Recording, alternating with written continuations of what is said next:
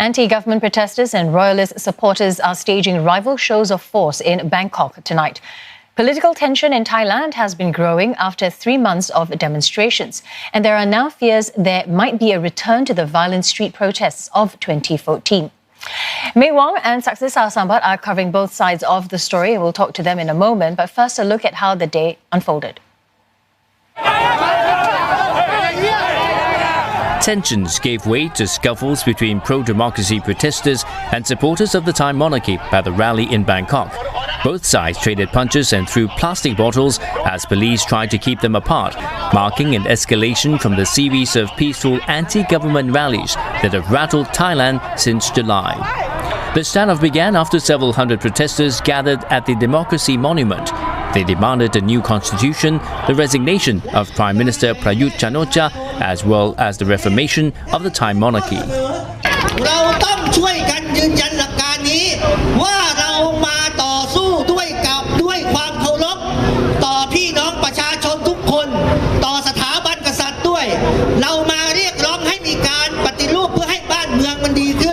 Just meters away, security forces and pro-monarchy groups clad in yellow stood by to cheer on a royal motorcade that was due to pass along the road. ไม่ได้เราก็บอกแล้วว่าคุณจะเรียกร้องประชาธิปไตยยุบสภาลาออกให้นายกทำอะไรเรื่องของคุณแต่ห้ามแตะสถาบันแล้วในขณะที่ในเวลาที่มันเป็นเวลาทองเรียกว่าเวลาจำกัดที่จะมีขบวนเสด็จเป็นพระราชพิธีเนี่ยถ้าคุณมาโหฮาแล้วก็มายก3 นิ้ว 4 นิ้วอะไรของคุณเนี่ยเราก็รับไม่ได้เหมือนกัน The standoff has fueled fears that the country could see a return of the street violence that preceded a military coup in 2014. Saksif and May join us now from Thailand, but I want to start with you, Saksif. What's the turnout been like throughout the day? Well, we have seen a lot of people coming out on the streets, at least 20,000, according to conservative estimates from the protesters themselves, as they have start gathering at Democracy Monument since the early morning. And then after seizing Democracy Monument, a monument that has been made inaccessible since the 2014 military coup, then they started their march on Government House. And that is where you could actually see how many people have actually come out on a weekday, I might add, in order to protest against the government of Prayut Chan-o-cha. Now they are on the other side of this barrier that I am standing right now. Behind me is Government House. Further along on the other side, that's where the protesters are right now. And that is what we have seen already during the day. And yes, we have seen some minor scuffles between rivaling groups here and there, but at least those that we have seen have been very short, and they have been broken up by security guards from the protesters and also from police officers on the other side very quickly. But that also goes to show that tensions are pretty high between both groups, and especially since the demands by the protesters to reform the monarchy, an institution that is just until now officially above politics, officially highly revered, and also officially sacrosanct, but then to openly challenge the power and also the royal institution like this might have been a red line crossed for many supporters, and today we have seen now today in some form. So given what you've said then, Saksith, and the numbers, it's a weekday as well, and quite how brazen they've been, do you think these demonstrations could be dragging on in the coming days? Well, their plan is to stay at least for this night, but we have also heard that this could be for a couple more days to stay overnight in front of Government House. Even though there's nobody there right now, Prime Minister Prayut Chan-o-cha is not in there present, and there's no further business, at least to the official itinerary by the Government House for the rest of the week.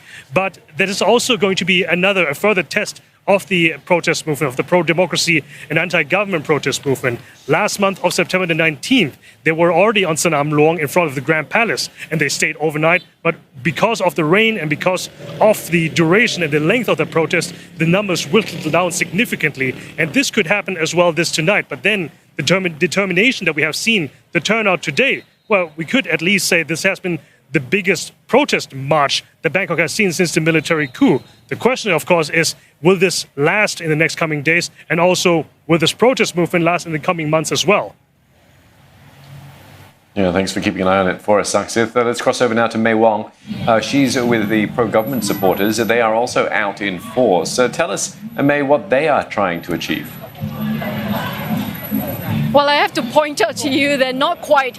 I was with the pro-government supporters, the royalists, but they have all dispersed right now because they didn't feel as though they need to be here anymore. But right behind me, these are where some of the anti-government protesters are still mingling around because they are here to stay and to stay for a long period of time because they just want to make that point that they want change in the system. While earlier with the pro-government supporters, the royalists, they were all dressed in yellow shirts and they were out in full force to counter these anti-government protesters simply because they feel as though, thank you very much, sir, because they feel as though they wanted to speak up for the monarchy. They feel as though the fact that a lot of people are criticizing the monarchy, but they are saying that at this moment in time, the monarchy system is right for the country. There should not be any change at all. And I also want to point out to you that this is where the government house is as well.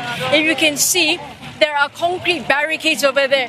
There are barbed wires as well as police officers over there preventing people from even trying to get close to it or trying to scale over the concrete barriers. While this is where the police officers have been stationing themselves also to prevent any of the anti-government protesters from trying to approach the area. Now, I just want to come back also to the protesters here because earlier the pro-government supporters as well as the royalists were telling me that they were out there in full force to complete three particular missions. One is to make sure that there is no change in the monarchy because they said they needed a group of people to counter the anti-government protesters. Two, they wanted to make sure that the travel route for the king as well as the royal family was not to be disrupted and also that he will have a smooth journey from the Grand Palace over to the temple where he was meant to have a royal engagement. And three, they wanted to also say that they too have a stake in this country and that they too